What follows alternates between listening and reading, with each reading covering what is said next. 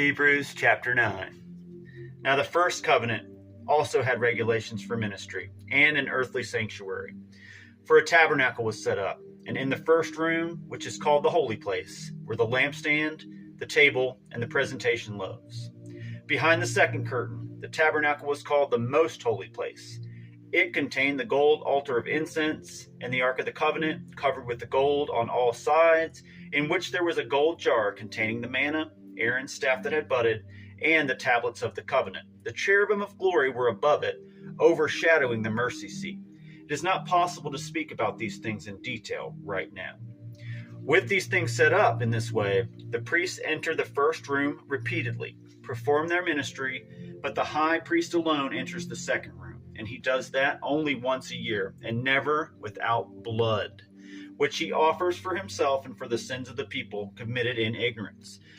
The Holy Spirit was making it clear that the way into the most holy place had not yet been disclosed while the first tabernacle was still standing.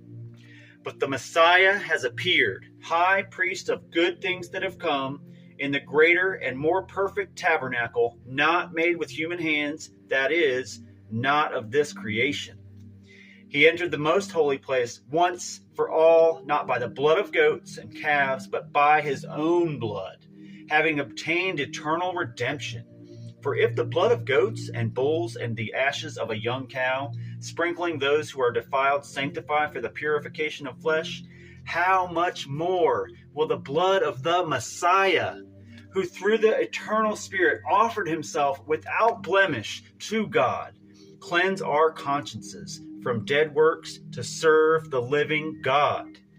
Therefore he is the mediator of a covenant, new covenant, so that those who are called might receive the promise of eternal inheritance, because a death has occurred for redemption from the transgression committed under the first covenant. Where a will exists, the death of one who made it must be established. For a will is valid only when people die, since it is never in force while the one who made it is living. That is why even the first covenant was inaugurated with blood. For where every command had been proclaimed by Moses to all the people according to the law, he took the blood of calves and goats along with water, scarlet wool, and hyssop, and sprinkled the scroll itself and all the people, saying, "This is the blood of the covenant that God has commanded for you."